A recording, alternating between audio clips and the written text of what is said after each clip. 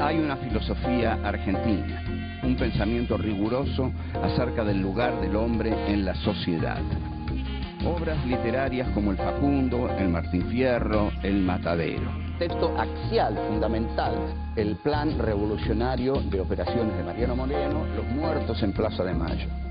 El primer centenario se festeja bajo estado de sitio. Las cartas a Lavalle deciden el fusilamiento de Dorrego. No hay verdad que se resista frente a 2 pesos, moneda nacional.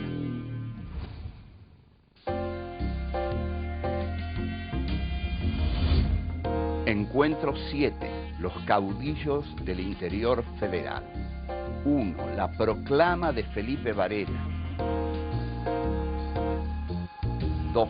La razón occidental y la guerra del Paraguay. 3.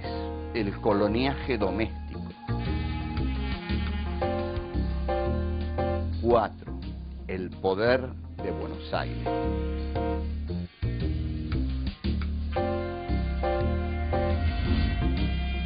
Durante el siglo XIX, los intentos de Buenos Aires por consolidar su hegemonía en el resto del país determinan en las provincias el surgimiento de movimientos de resistencia encabezados por caudillos.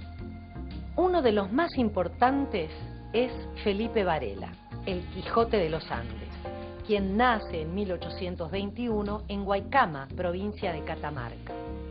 Varela se desempeña como oficial de la Confederación Urquicista y es uno de los que más encarnizadamente defiende la causa del federalismo luego de la victoria de Buenos Aires en la batalla de Pavón en 1861. Crítico implacable de la guerra del Paraguay y del gobierno de Mitre, lanza su proclama en diciembre de 1866.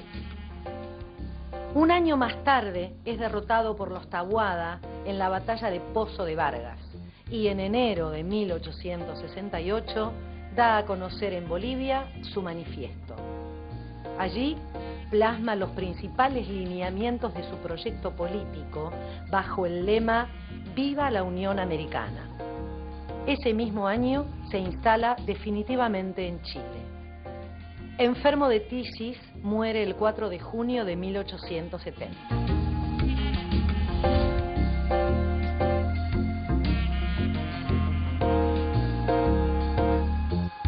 Este es nuestro encuentro número 7, los caudillos del interior federal. ¿Quiénes son estos caudillos? Bueno, han venido desde el comienzo de nuestra historia: Francisco Ramírez, Estanislao López, los que ataron sus cabalgaduras en la Pirámide de Mayo en el año 20, llamado por eso el año de la anarquía, pero fundamentalmente nosotros vamos a hablar de un caudillo muy interesante que es Felipe Varela. Felipe Varela, también llamado el Quijote de los Andes, era un caudillo que confiaba mucho en que Urquiza se levantara en armas contra Mitre. Si Urquiza se levantaba en armas contra Mitre, Varela pensaba que teniendo Mitre tantos problemas con la guerra del Paraguay, en la que le iba muy, muy mal, las montoneras del interior mediterráneo, que eran las que comandaba Varela, más el desgaste del ejército mitrista en la guerra del Paraguay, más el esperado levantamiento de Justo José de Urquiza, podrían converger en un avance triunfal sobre Buenos Aires. Sobre Felipe Varela hay una samba muy conocida, que es la Felipe Varela, porque Felipe Varela matando viene y se va. Hay una versión federal que dice porque Felipe Varela nunca mató por matar. La versión unitaria insiste en decir lo echaron a la frontera, de ahí no habrá de volver. Y la versión federal dice lo echaron a la frontera, seguro que ha de volver. En 1866, Felipe Varela lanza una proclama. Es muy interesante esto porque para esta historia del pensamiento argentino que estamos haciendo, los caudillos federales no tienen grandes textos porque no eran gente ilustrada. No era gente ilustrada.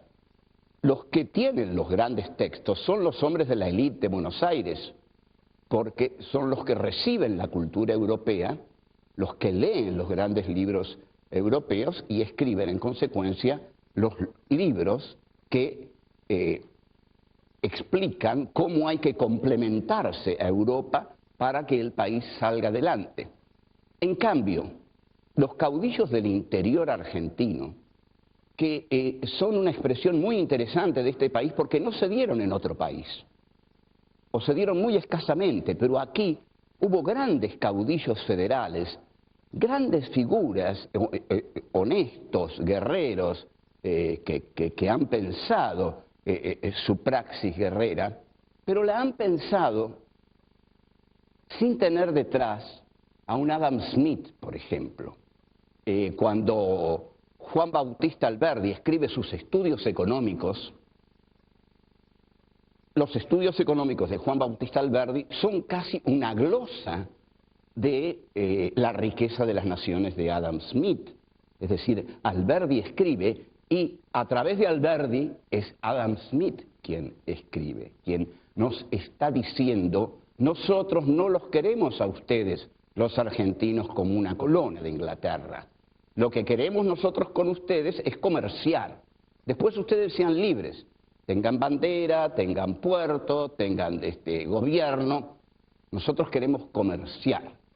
Y bueno, Alberdi entonces, que ha leído a Adam Smith, destila ese programa, digamos, que básicamente, como dice Smith, Inglaterra tiene que ser el taller del mundo y el resto del mundo tiene que ser el granero del mundo de Inglaterra, tal como la generación del 80, muy orgullosa, va a decir: somos el granero del mundo, que era exactamente lo que Inglaterra quería.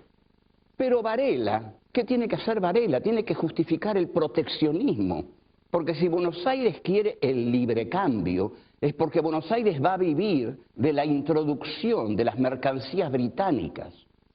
Si vienen las manufacturas y mercancías británicas, Buenos Aires se enriquece con ellas y le entrega a Gran Bretaña la producción primaria de los campos argentinos, que es una producción primaria que crece fácil, que crece abundante, a la que no hay que agregarle nada.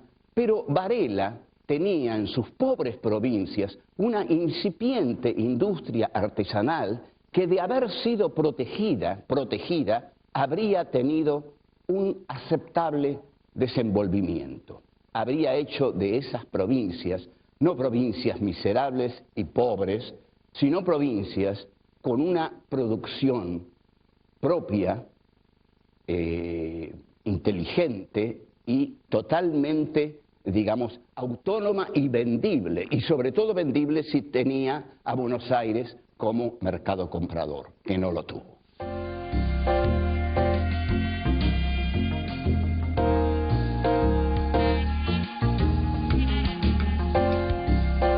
Tenemos que ver ahora un aspecto muy importante del desarrollo de esta parte de América Latina en el siglo XIX.